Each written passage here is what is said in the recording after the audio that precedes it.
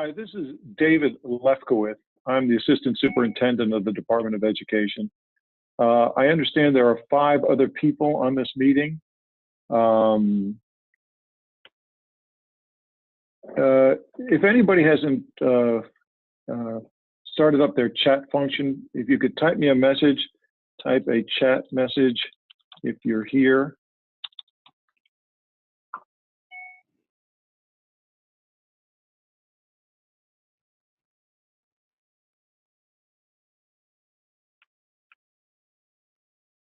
Recording.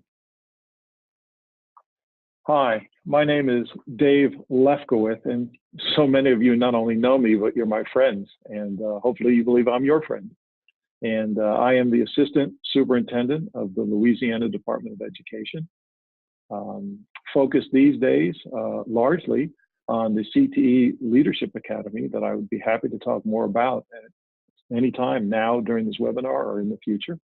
I have everybody on mute because with over 50 people now participating, if I didn't put everybody on mute, it would be very loud and difficult for you to hear me.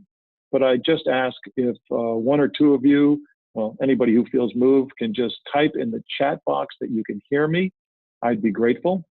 That way I know that I'm coming across, and I think you can see me as well. I got those really attractive reading glasses on.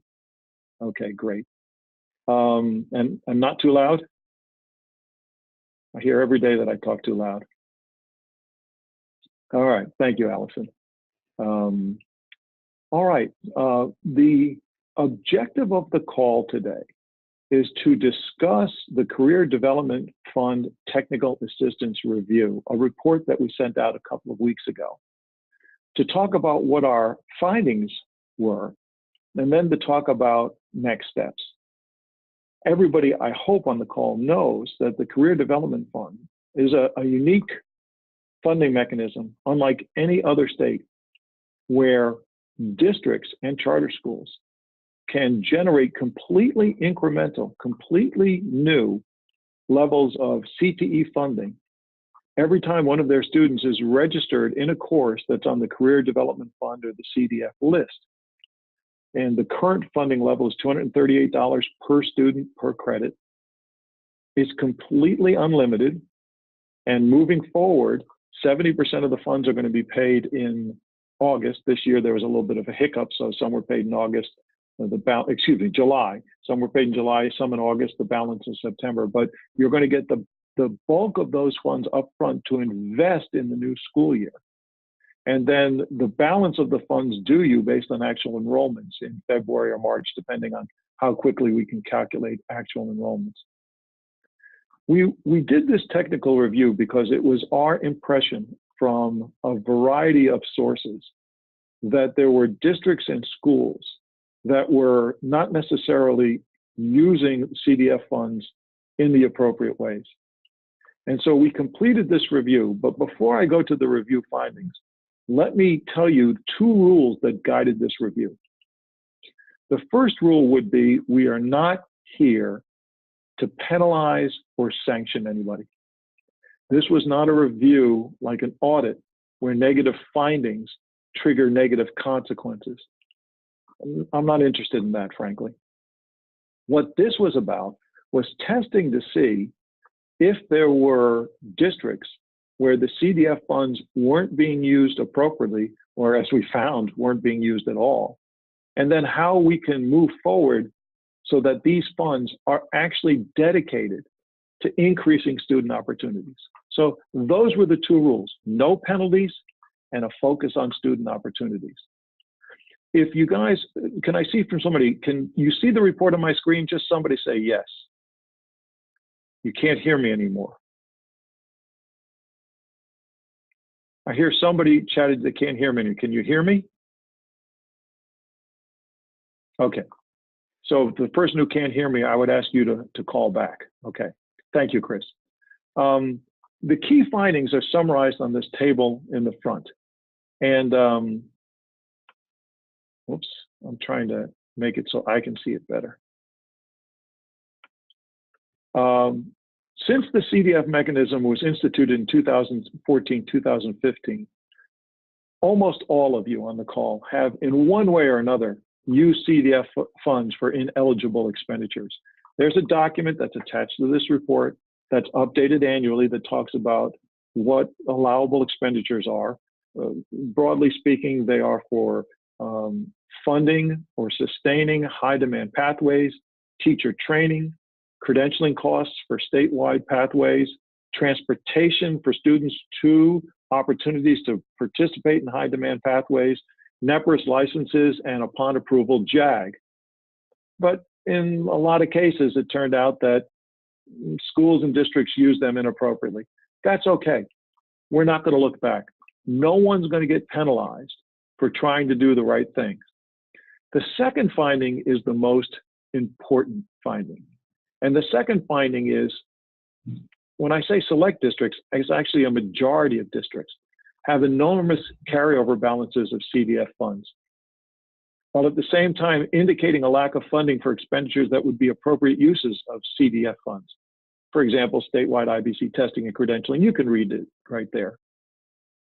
And it's apparent now that in too many LEAs, there is little or no communication between the finance team and the CTE leaders about the receipt and use of CDF funds. So this means that business managers are not entirely clear about the restrictions on how CDF funds may be used, or in some cases, even how much they've received in CDF funds. And CTE leaders don't know how much their LEA has received in CDF funds and what approvals they have to spend these funds. So in some cases, the business managers aren't even realizing that they've gotten this different class of funds that has specified, limited uses by law. It's what they call a Tier 4 funding stream. It must be used for the specified purpose. And CTE leaders don't even know, hey, I'm supposed to have all this money to spend and I don't have access to it. So we've attached in this PDF, and if you want it, we can send it to you as an Excel file, all of the CDF funding by LEA, by district, since its inception in 2014-15. The amount that each of you indicated when, or in some cases, if you filed your year-end report for CDF, and then how much in carryover balance you have. Now, it's okay to have a carryover balance. This is not one of those funding sources where you have to spend it or lose it, because that tends to lead that tendency, when you have a funding source like that, it leads to bad decisions. So you can carry it over if you have a plan. But what we're concerned about is there are some districts where the carryover balance is enormous, and there's no real good justification for that. And so what we want to do moving forward is work with the almost 40 districts that have very high balances of CDF funds that are carried over from prior years, 50,000 and above, and ask them, okay, what are your plans in the coming year to spend these funds appropriately? So if I go to the bottom of the report, based on feedback from the districts, the Jumpstart team has enhanced the CDF year-end report spreadsheet so that the Jumpstart team will now send to each district their carryover balance as of on or about June 1.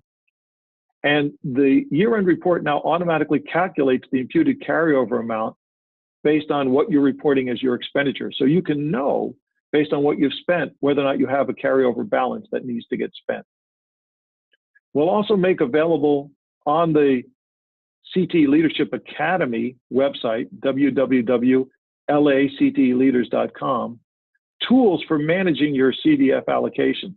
We have a tool that for a district and for each of the high schools in a district can do a sensitivity analysis on how you're spending your CDF funds and whether or not that's equal to the amount that you have available to you. It can also indicate the impact that that expenditure will have, all other things being equal, on your school and district accountability scores. And so if you go to the www.lacteleaders.com website, you have to register, but then you can find those tools. And if you can't find the tool easily, there's a help function there. Just say to the help function, please send me the spreadsheets that help me manage my CDF allocations, do some what we call enterprise financial modeling.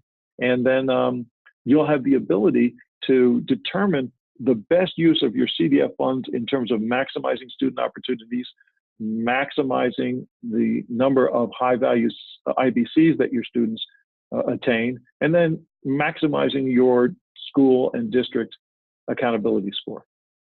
Now, the yellow box at the bottom is the one message that I will send that's the message that a regulator sends, and that is the LDOE has the right and reserves the right to reclaim unexpended or improperly expended CDF funds based on the guidelines for the use of CDF allocation. But that's not our goal. It's not our intent, and it's not what we want to do. So we're giving all the districts this entire school year to understand the CDF funding mechanism, to have district CTE leaders talk with their business managers on how much money has been received and how those funds must be expended, and to give you guys the opportunity to make solid plans and implement those plans so that you maximize student opportunities without any penalty or sanction. Very quickly, the next couple of pages on this report are that memo on guidelines for use of the CDF allocation. And I can answer any questions on what our allowable use is. I'm scrolling down. And then you see the spreadsheet there for each of you that shows the first page is for 2014 to 2016-17, what your allocation, expenditures, and carryover balance was for each year. And then on the second and fourth pages, it shows what your current carryover balance is as of 2017-2018. Okay, so I can see people hear me because I got a great question, and of course I got a great question from one of my toughest colleagues and critics, but also a friend, Therese. Can we use CDF to pay for substitute teachers for teacher trainings during the school day? I haven't heard that question before, but I would have to say yes. If that's a way that a teacher gets trained during the school day, and the school still needs to have somebody attend to that class, then that would be an acceptable use of CDF funds. And I will confirm that with my colleagues, and we will add that to the memo so that that's clear. So that's the first question that was chatted. Any other questions? Can you hear me now? Stacy, can you hear me now? I think I muted myself. Oh my gosh, if my wife knew there was a mute button on Lefty, she would pay you guys $1 billion for that. We may have just cured cancer. Okay, in any event, CDF funds may only be spent on high demand, high value pathways, and that's defined as pathways that result in a statewide IBC, either basic or advanced. So if a teacher were going to customer service training, for example, for that IBC, you couldn't use the money either to train the teacher or to pay for the substitute. But if you sent that teacher to welding training, then you could. Good question, Angela. So I muted myself. Now I got to figure out a way, if there's a way I can unmute you guys.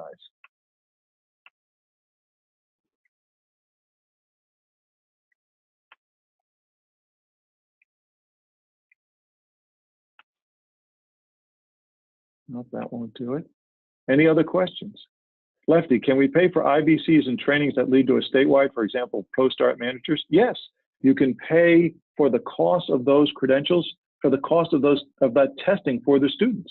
So yes, you absolutely can. Yes. Thank you, Therese. Any other questions?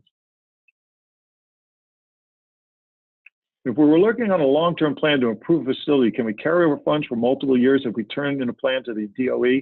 An example would be to redo welding labs. That is, Chris, that is a brilliant question because there's a very fine distinction here. And I'm glad I have the opportunity to make that distinction. First of all, the answer is yes.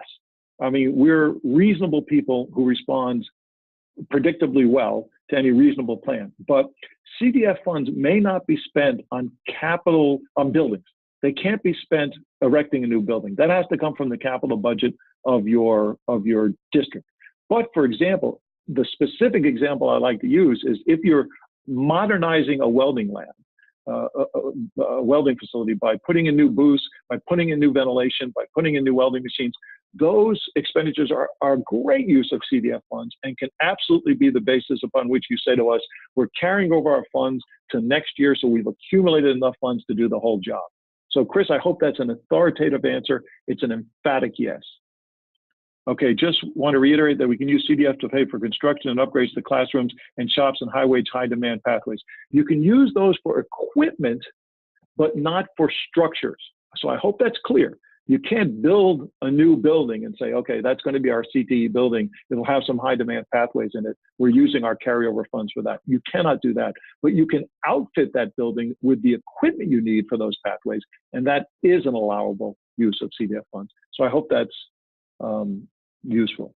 Were the funds released in July? My finance manager said we did not receive them. So there was a little bit of a hiccup. When I say that the finance people and the CTE people don't communicate in districts, well, you know, we're not immune to that in the Department of Education.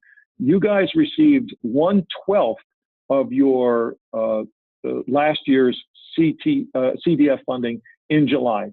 I believe in August you received the balance of what would have represented 70%. If you didn't receive that in August, you'll receive it in September.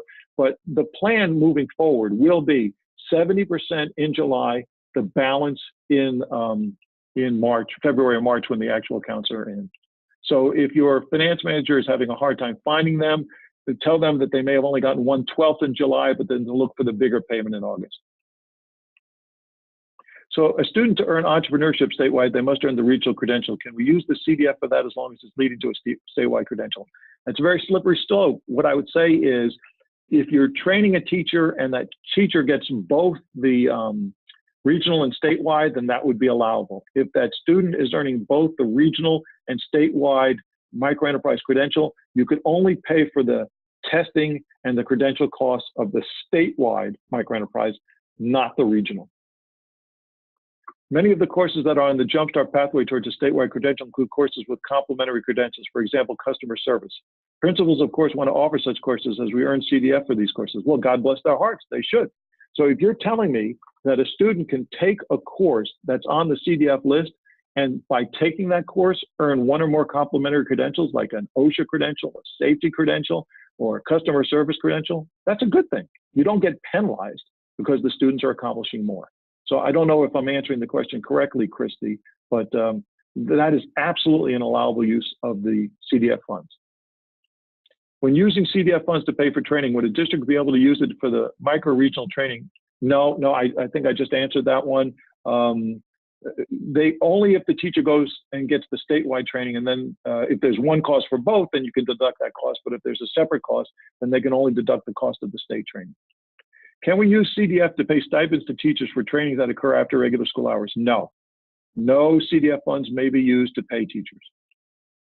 To be clear, adding welding booths to an existing shop is acceptable. Yes, to be absolutely clear, welding booths is acceptable, new welding machines is acceptable, upgrades or replacement of the ventilation system is acceptable, or capital maintenance. Jerry Lane gave me a paint booth. I want to start a collision repair program. Need to construct a metal building. No, unfortunately, that would be no. No, but you can find other ways to spend that those funds. We just can't have them go to buildings, because the problem with that is then it's not going to really maximize student opportunities. It's a very narrow investment. Buildings really should come out of the capital budget for the district. We've started dual enrollment welding and industrial maintenance classes at LDCC. Can we purchase textbooks and supply student needs for these classes? If that helps them pursue a high value pathway, yes, absolutely. What areas are covered by medical? I think if you go to the pathway, the health sciences pathway, it'll show you the high demand statewide IBCs, and then anything pursuant to attaining that high value IBC. And I think the new one is the patient care technician, but you'd have to go back and check that. I can't do this from memory because I'm just too darn old, but anything pertaining to that would be useful. Could these Q&As be captured for some way for future reference? I think it would be probably incumbent upon me to write these up and send them out to everybody. Would anybody like to have that? If I do that, would that be a good thing? So I see no, no, no, nobody wants it. Okay, no, nobody wants it. Okay, well then I won't do it. Yes, I'll do it. Are you also tracking charter schools that have their own LEU? Yes, we are. And the reason we didn't include charter schools in this call was because there are so many of them. And quite frankly, some of them got funds and then no longer are in operation. Others are just new startups. In fact, this issue is very real among the charter schools. But again, we're not going to assess any ex post facto penalties. So no one's going to get assessed a penalty for something that's come before. We've decided that that would not be productive. It wouldn't build a partnership that we're looking for between the department and charter schools and districts. But moving forward, if a charter school doesn't understand how to do this, they have two sources of information. One is your charter school association, which is full of very well-informed people who can and will help you. Or you can contact jumpstart@la.gov. All right, if a student earns a P in a class that has CDF funds attached, does the district still earn CDF funds? For example, students taking Ag 1 and receive a P in NCCR CAR once they receive the credential. I'm not sure what a P is. Is that a pass? But the answer is yes. CDF funds are paid on enrollment. So they're not paid on grades. So good questions, good questions. Any more questions? This chat function works well, and I'm sorry that no one else is getting to talk other than me. Let me offer an unsolicited piece of advice.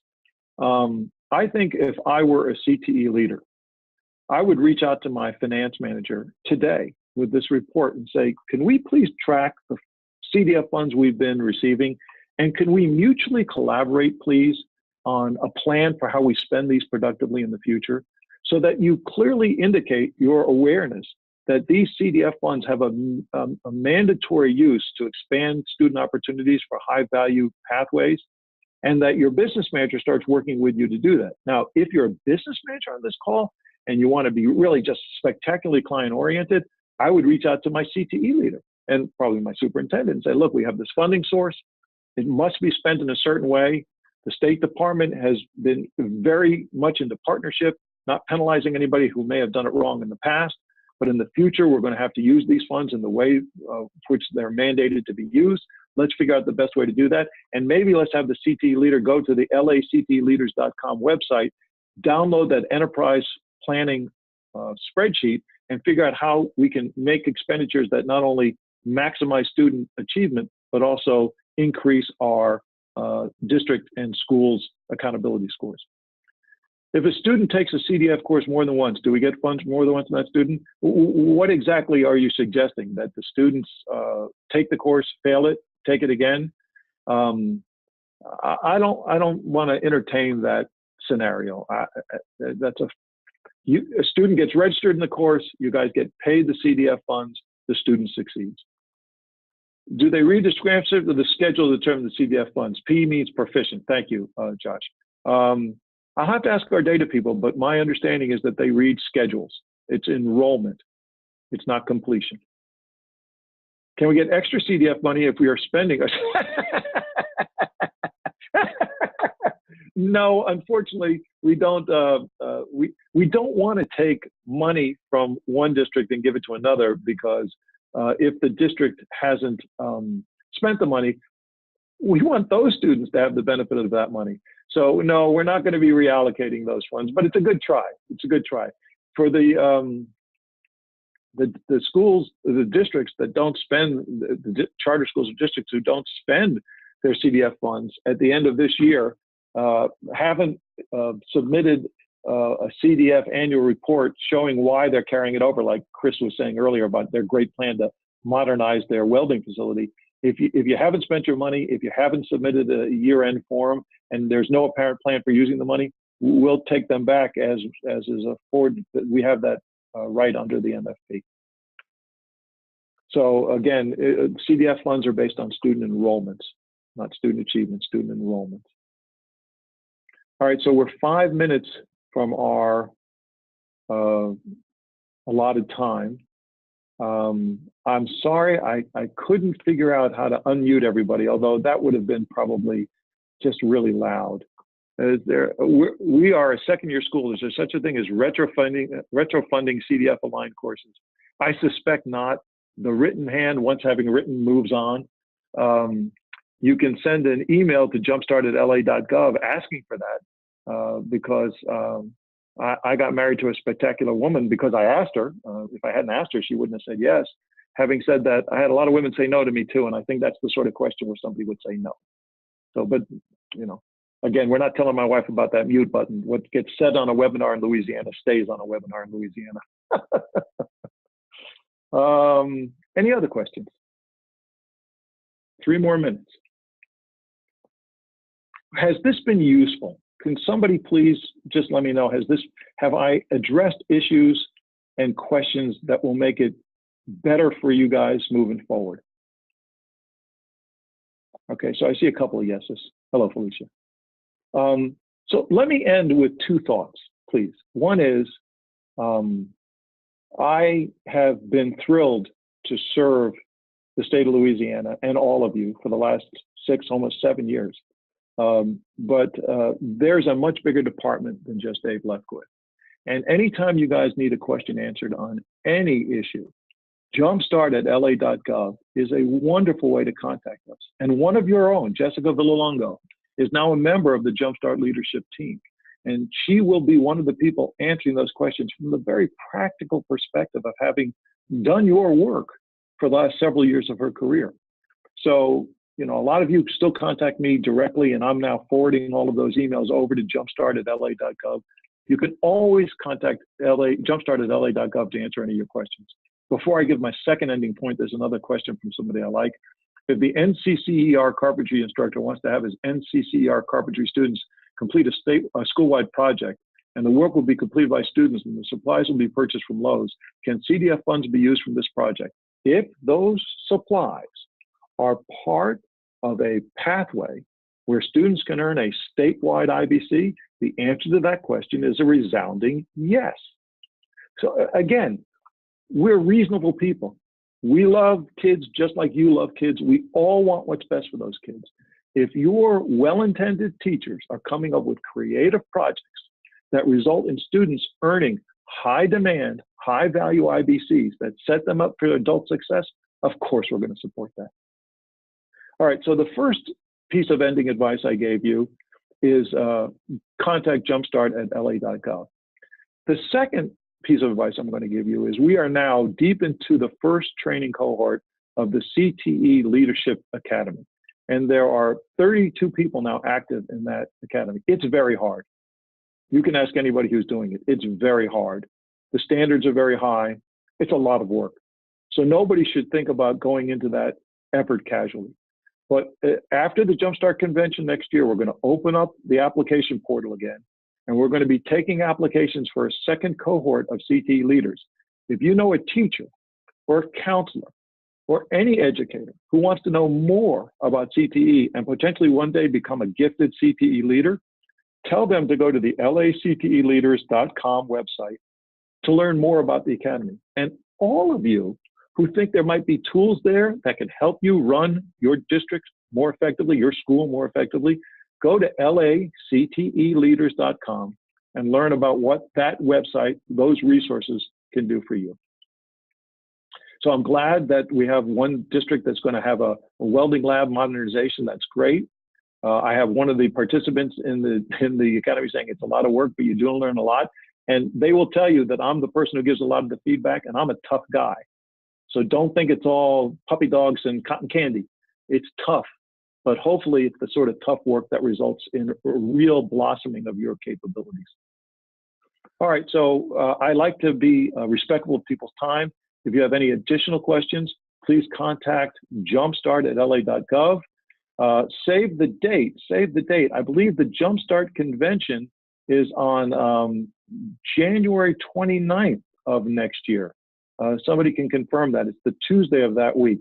I can't find it on my computer because it's acting weird. But I hope to see everybody at the Jumpstart Convention next year.